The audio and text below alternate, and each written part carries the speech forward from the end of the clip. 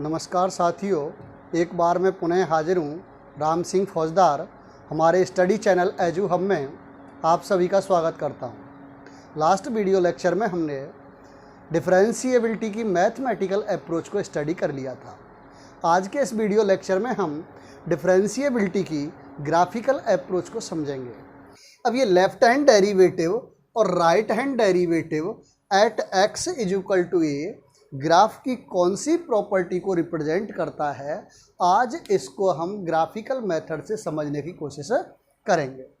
Graphical definition याद रखना, दो मोटी मोटी बातें याद रखो कि x is equal to a पर अगर अवकलनीय है तो फलन x is equal to a पर ना तो टूटता हो ना ही अपनी दिशा बदलता हो, अद्वितीय स्पर्श रेखा खींची जा सकती हो। ये दो मोटी मोटी बातें। मैंने मान लिया कि माना मेरे पास कोई फलन दिया गया है y is equal to f of x. y is equal to f of x मैंने कोई फलन ले लिया। सपोज करो कि मैंने ये ले लिया। राइट हैंड डेरिवेटिव के लिए मैं जब इसकी अवकलनीयता की जांच करनी है, at x is equal to a, x is equal to a पर अवकलनीयता की जांच कर रहे हैं। मैंने कोई पॉइंट ले लिया x is equal to a के सापेक्ष वक्र पर स्थित कोई बिंदु माना a है। x is equal to a के ठीक बाद h डिस्टेंस पर मैंने कोई एनोदर पॉइंट ले लिया। सपोज करो कि मैंने यहाँ पॉइंट ले लिया x is equal to a plus H,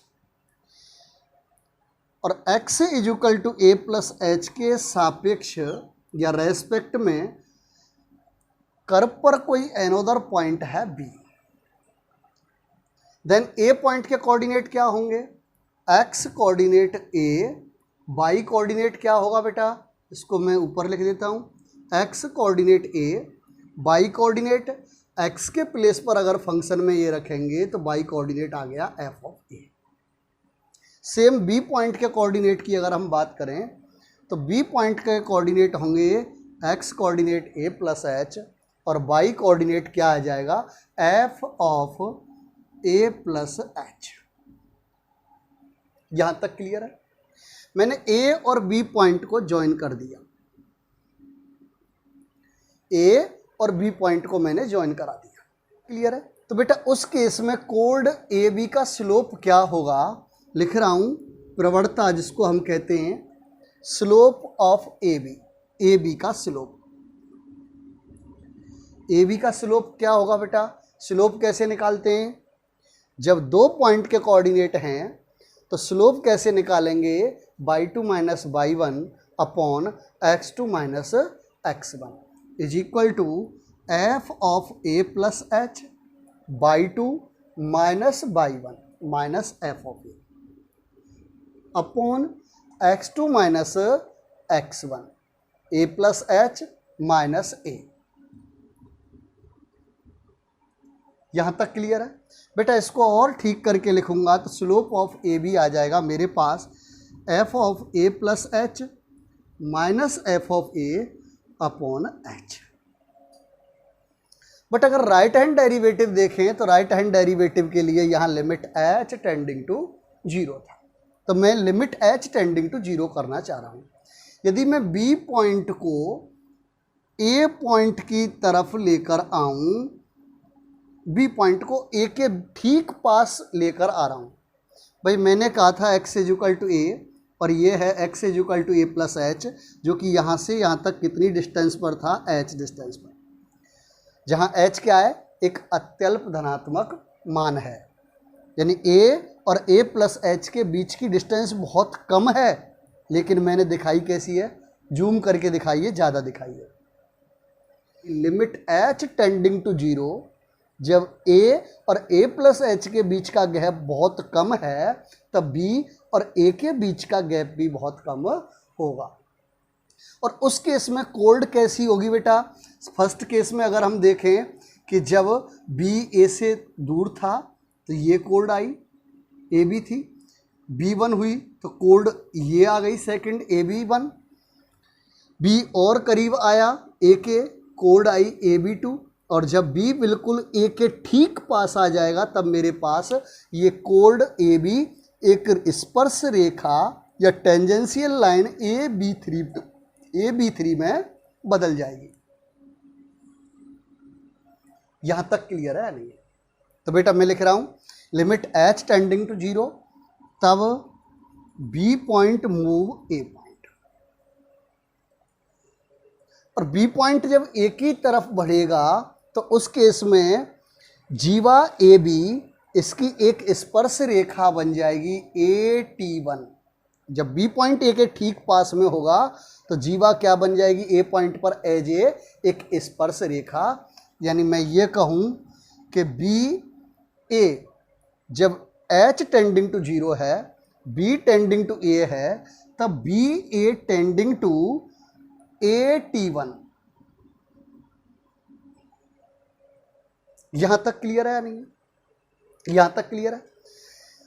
तो बेटा मैं क्या लिख सकता हूं? जब लिमिट एच टेंडिंग टू 0 है, लिमिट एच टेंडिंग टू 0, मैं इधर लिमिट लगा रहा हूं, limit h tending to 0 f of a plus h minus f of a upon h. थोड़ी देर के लिए लिमिट एच टेंडिंग टू 0 को भूल जाओ। तो बेटा ये वैल्यू किस चीज को रिप्रेजेंट कर रही थी? Slope of A b, slope of A b की प्रवणता को व्यक्त कर रही थी। लेकिन जब एच टेंडिंग टू 0 किया मैंने, तो बेटा ये ए बी किस चीज को रिप्रेजेंट कर रही है? AT1 को। ए बी किस में चेंज हो रही है? AT1 में। जब एच टेंडिंग टू 0 लगाएंगे तो जहां मैंने ए बी लिखा है उसकी जगह पर क्या लिखेंगे? AT1, यानी slope of AT1। Slope of AT1 क्या है? वक्र पर स्थित स्थिर बिंदु x इजुकल टू ए के रेस्पेक्ट में ए पॉइंट पर खींची गई स्पर्श रेखा है, और स्लोप लिखा है। यानी मैं ये कहूं कि ए पॉइंट पर x इजुकल टू ए पर दाईं तरफ खींची गई स्पर्श रेखा की प्रवणता है, स्लोप ऑफ AT1। यानी मैं ये कहूं कि x इजुकल टू ए के दाईं तरफ ए बिंदु पर, ए बिंदु कैसा है बेटा? स्थिर बिंदु पर खींची गई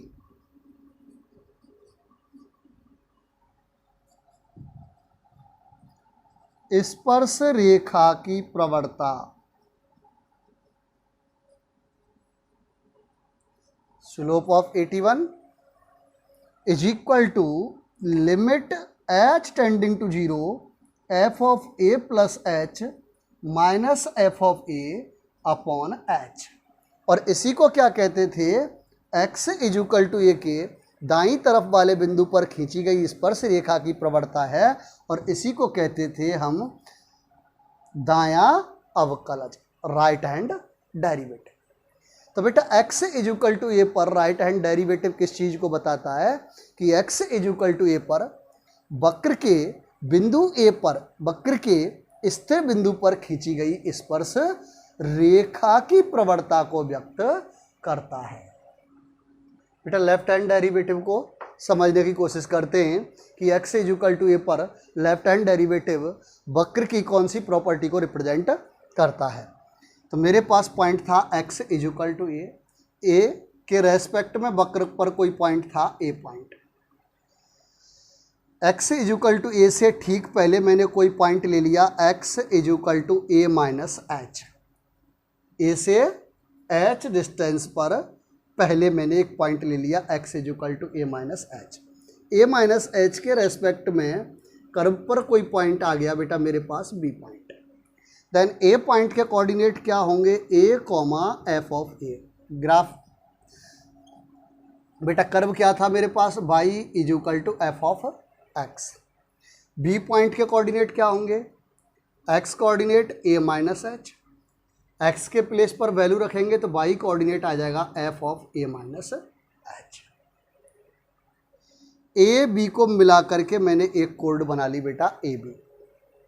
यहां तक क्लियर है? देन कोड ए बी की स्लोप क्या होगा? स्लोप ऑफ ए बी भाई वक्र पर मैंने x is equal to a के रेस्पेक्ट में एक पॉइंट लिया और ए के ठीक पहले वक्र पर मैंने एक पॉइंट लिया बी पॉइंट। यहाँ ये गैप बहुत ज़्यादा दिख रहा है लेकिन ए से ठीक पहले है, ए से ठीक पहले है, ध्यान रखना गैप ज़्यादा दिख रहा है, जूम किया है मैंने कहा समझने के लिए। Slope of A b is equal to क्या आ जाएगा बेटा, यहाँ से ए बी की प्रवणता निकालना y2 minus y1 upon x2 minus x1।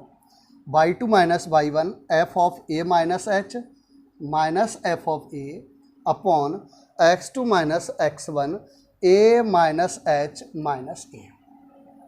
इसको और अच्छा करके लिखेंगे तो ये आ जाएगा f of a minus h minus f of a upon minus h. But left hand derivative के लिए यहाँ लिमिट एच टेंडिंग टू 0 होना चाहिए। उसके लिए क्या कर रहा हूँ, ए पॉइंट को तो मैंने वक्र पर एक फिक्स पॉइंट ले लिया क्योंकि x is equal to a पर तो मैं अवकलनीयता की जांच कर रहा हूँ, तो ये पॉइंट तो मेरे पास ए वक्र पर फिक्स पॉइंट है। और जब मैं ये कह रहा हूँ कि इन दोनों के बीच ए और ए माइनस एच के बीच की डिस्टेंस बहुत कम है, तो इसका मीनिंग है कि बी और ए पॉइंट के बीच की डिस्टेंस बहुत कम है। यानी मैं ये कह रहा हूं कि जब h टेंडिंग टू 0, h की वैल्यू 0 की तरफ टेंड कर रही है तो उस केस में b अप्रोचेज टू a, तब उस केस में b a की तरफ अप्रोच कर रहा है, b टेंडिंग टू a। और जब b a की तरफ टेंड कर रहा है, मैं ये कहूँ कि b अपनी पोजीशन चेंज कर रहा है, यहाँ आया b1, b यहाँ आया बेटा b2, यहाँ तक क्लियर है। और जब b b1 पर है तो a b1, ये मेरे पास एक कोड आ गई कौन सी, a b1। जब b2 पर है तो एक कोड आ गई a b2 के ठीक पास आ जाएगा, मैं ये कहूँ कि एट b3। तब उस केस में ये कोड ए बी एक स्पर्श रेखा AT2 में बदल जाएगी। भाई जैसे जैसे बी पॉइंट ए की तरफ जाएगा तो बेटा हो क्या रहा है कि जो कोड थी x is equal to a पर ए और बी को मिलाने वाली जो कोड थी वो किस में बदल गई, x is equal to a पर बाईं तरफ खींची गई स्पर्श रेखा में बदल गई। यहां तक क्लियर है या नहीं है? तब उस केस में बेटा कोड ए बी टेंडिंग टू स्पर्श रेखा AT2, यहां तक क्लियर है या नहीं है? जब इन दोनों के बीच का गैप बहुत कम है, मैं लिमिट अप्लाई कर रहा हूं, limit h tending to 0 f of a minus h minus f of a upon minus h. तब उस केस में ए बी क्या होगी, AT2। यानी मैं ये कहूं कि AT2 की प्रवणता या स्लोप, यहां तक क्लियर है या नहीं? और इसी को हम बेटा क्या कहते थे, लेफ्ट हैंड डेरिवेटिव। तो बेटा लेफ्ट हैंड डेरिवेटिव किसको बता रहा है, x is equal to a के लिए वक्र के स्थिर बिंदु ए पर बाईं तरफ खींची गई स्पर्श रेखा की प्रवणता। यानी ये किस चीज को बता रहा है, x is equal to a पर वक्र पर स्थित स्थिर बिंदु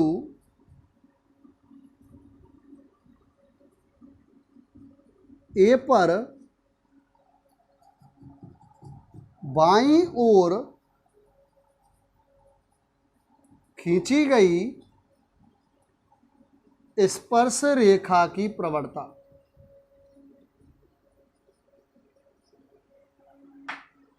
एक अच्छा सा ग्राफ बना लेता हूं, लेफ्ट हैंड डेरिवेटिव और राइट हैंड डेरिवेटिव दोनों को समझ लेंगे। ये मेरे पास पॉइंट था x इज इक्वल टू ए। इसे लेफ्ट हैंड डेरिवेटिव के लिए इसे ठीक पहले मैंने कहा कर्व पर एक पॉइंट ले लिया, कौन सा बेटा, बी पॉइंट। और x is equal to a पर राइट हैंड डेरिवेटिव के लिए वक्र पर ए के ठीक बाद मैंने कोई पॉइंट ले लिया बेटा बी पॉइंट। चलो इसको कह देता हूँ बी पॉइंट, इसको कह देता हूँ सी पॉइंट। तब ए पॉइंट के कोऑर्डिनेट बेटा क्या होंगे, ए पॉइंट के coordinate a comma f of A, B point के कोऑर्डिनेट ए के ठीक बाद point x is equal to a plus h, B point के कोऑर्डिनेट आए मेरे पास a plus h comma f of a plus h, a से ठीक पहले point x is equal to a minus h, उसके रेस्पेक्ट में कर्व पर पॉइंट सी के कोऑर्डिनेट क्या होंगे, a minus H F of a minus H. यहाँ तक क्लियर है। मैंने क्या किया बेटा, एक कोड ए और बी को मिलाया, एक कोड ए बी बना ली, ए और सी को मिला करके मैंने एक कोड बना ली ए सी। ए के लेफ्ट हैंड साइड खींची गई स्पर्श रेखा की प्रवणता, left hand derivative, x is equal to a पर ए के दाईं तरफ वक्र पर खींची गई स्पर्श रेखा की प्रवणता ए टी वन की प्रवणता, राइट हैंड डेरिवेटिव। और मैं ये कहूं कि x is equal to a पर वक्र अवकलनीय होगा यदि इस पर खींची गई स्पर्श रेखा अद्वितीय हो। अद्वितीय हो, अद्वितीय का मीनिंग ये हुआ कि इस वाली स्पर्श रेखा AT1 की प्रवणता और AT2 की प्रवणता, AT1 की प्रवणता को मैंने कह दिया बेटा, AT1 की प्रवणता को कह दूं M1 और AT2 की प्रवणता को कह दूं मैं M2, और मैं कह रहा हूं कि x is equal to a पर अवकलनीय के लिए ए पर कोई अद्वितीय स्पर्श रेखा खींचना संभव हो। यानी यदि ये स्पर्श रेखा एक ही स्पर्श रेखा है, यहाँ से यहाँ तक अगर बात करें तो एक ही स्पर्श रेखा है, तो इस वाली रेखा और इस वाली रेखा की स्पर्श रेखा की प्रवणता कैसी होंगी, समान होंगी। तब उस केस में मैं ये कहूँ कि M1 बराबर होगी M2 और मैं ये कहूँ कि लेफ्ट हैंड डेरिवेटिव बराबर राइट हैंड डेरिवेटिव। तो इसलिए तो हम left hand derivative is equal to right hand derivative रखते हैं। ठीक है बेटा, इसमें एक चीज और समझ लेते हैं। ए बी कोड के राइट हैंड डेरिवेटिव अगर मुझे चाहिए x is equal to a पर राइट हैंड डेरिवेटिव के लिए, जो ए बी कोड है ए पॉइंट पर स्पर्श रेखा में बदल जाए। यानी मैंने यही तो कहा था कि बी पॉइंट इधर आ रहा है, इधर आ रहा है, ऐसे ऐसे, यानी ये जो इस पहले जो जीवा थी, जो कोड थी, वो कैसे हो रही है, ये इनके बीच का एंगल कम हो रहा है, यानी ये एक स्पर्श रेखा में बदल जाए x is equal to a पर। ऐसे ही लेफ्ट हैंड डेरिवेटिव के लिए मैंने क्या कहा कि ए के बाईं तरफ वाले बिंदु को मिलाने वाली जीवा ए सी उस ए पॉइंट पर स्पर्श रेखा में बदल रही है। यानी कैसे, उसका जो ये कोण है वो कैसा हो रहा है, कम हो रहा है एंगल। और उसके अलावा मैंने डेफिनेशन में एक पॉइंट लिया था कि यदि किसी पॉइंट पर वक्र अपनी दिशा बदल रहा है तो उस पॉइंट पर दिया गया वक्र अवकलनीय नहीं होगा। जैसे मैं फॉर एग्जांपल अगर बात करूं कि मेरे पास कोई इस तरह से वक्र दिया है और ये मेरे पास कोई पॉइंट है x is equal to a, और कहा जाए कि x is equal to a के लिए पॉइंट ए पर अवकलनीयता की जांच कीजिए, तो क्या इस पॉइंट पर यह अवकलनीय होगा? नहीं होगा।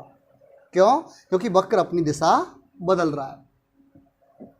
यहाँ से एक चीज़ याद रखना, अवकलनीयता का मीनिंग है यदि किसी वक्र में कोई शार्प एज बन रहा है, कोई चोंच बन रही है, तो उस केस में वक्र कैसा होगा? अवकलनीय नहीं होगा उस पॉइंट पर। चलो एक एग्जाम्पल ले लेते हैं। इस तरह से एक वक्र दिया गया है मेरे पास, और इस पॉइंट पर यह वक्र अपनी दिशा बदल रहा है। इस तरह से वक्र दिया गया है y is equal to f of x.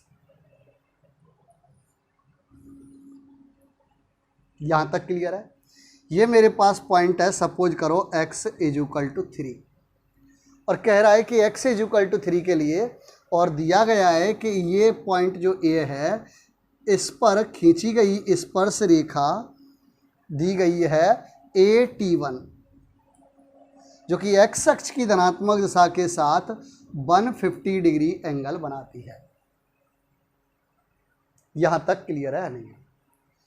तब बेटा ए पॉइंट के कोऑर्डिनेट क्या होंगे? 3, f(3) और कहा गया है कि x = 3 पर अवकलनीयता की जांच कीजिए।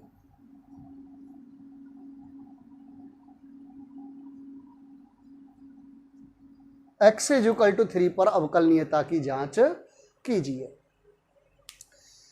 तो याद करो x = 3 पर कोई फलन अवकलनीय होगा यदि 3 के लिए राइट हैंड डेरिवेटिव = हो f'3 minus left hand derivative 3 के राइट हैंड डेरिवेटिव बराबर हो x = 3 पर लेफ्ट हैंड डेरिवेटिव। और left hand derivative right hand derivative क्या थे? किसी पॉइंट पर, उस पॉइंट पर लेफ्ट हैंड साइड में खींची गई स्पर्श रेखा की प्रवणता और उस पॉइंट पर राइट हैंड साइड में खींची गई स्पर्श रेखा की प्रवणताएं थी। ये मेरा क्वेश्चन दिया गया था, तो ये मुझे करना है। अगर ये इक्वल आ गए तो अवकलनीय है, अदरवाइज अवकलनीय नहीं है। यहां तक क्लियर है नहीं? तो बेटा समझते हैं। मैंने ए के ठीक बाद कर्व पर कोई पॉइंट ले लिया बी पॉइंट, और ए के ठीक पहले मैंने कर्व पर कोई पॉइंट ले लिया, सपोज करो मैंने ले लिया सी पॉइंट। जीवा बना ली बेटा ए बी, ऐसे ही यहां मैंने जीवा बना ली ए सी। यहां तक क्लियर है? जब b point right hand derivative के लिए राइट हैंड साइड वाला पॉइंट ए पॉइंट की तरफ अगर अप्रोच करेगा तो ए पर राइट हैंड डेरिवेटिव आएगा। बी पॉइंट अगर इधर की साइड अप्रोच करेगा तो मेरे पास कोड क्या होगी? AB1। बी पॉइंट और इसके पास आएगा ए के, सपोज करो कि ये मेरे पास पॉइंट है B2, तब मेरे पास कोड क्या होगी? AB2।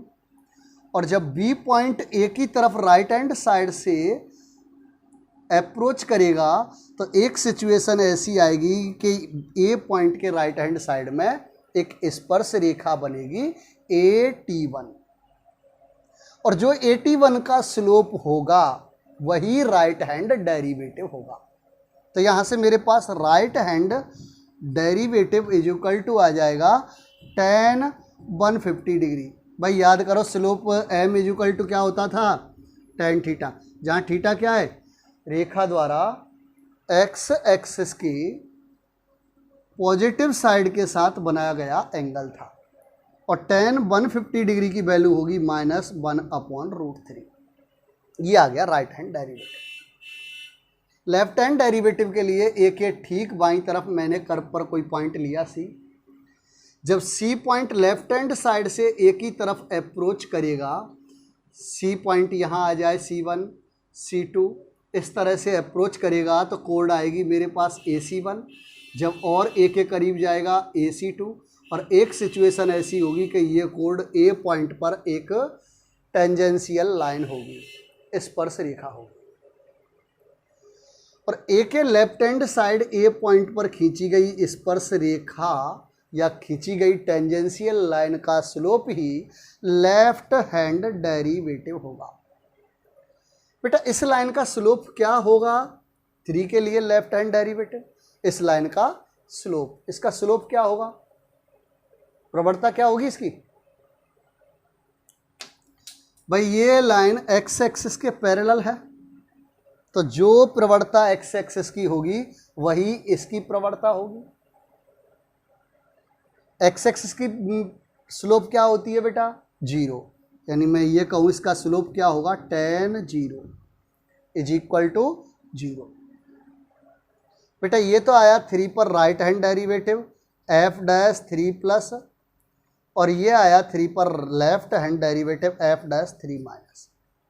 क्या x = 3 पर कर्व अवकलनीय है? नहीं है। क्यों नहीं है? क्योंकि x = 3 के राइट हैंड साइड मैंने एक स्पर्श रेखा खींची और उसकी प्रवणता निकाली। x = 3 के लिए उसके स्थिर पॉइंट A पर मैंने एक स्पर्श रेखा खींची और उसकी प्रवणता निकाली। उन दोनों की प्रवणताएं समान नहीं है, इक्वल नहीं है। और जब इक्वल नहीं है तो उस केस में बेटा ये क्या होगा, अवकलनीय नहीं है। किस पॉइंट पर, x = 3 पर। बेटा हमें सीधा सा देख के ही ग्राफ को बता दिया था कि फलन x = 3 पर कर्व अवकलनीय नहीं है, क्योंकि x = 3 के रेस्पेक्ट में वक्र पर जो पॉइंट था ए पॉइंट, उस पर कर्व की डायरेक्शन चेंज हो रही थी। पहले कर्व ये था और फिर उसके बाद कर्व मेरे पास ये हुआ जो कि उसकी दिशा बदल रही थी।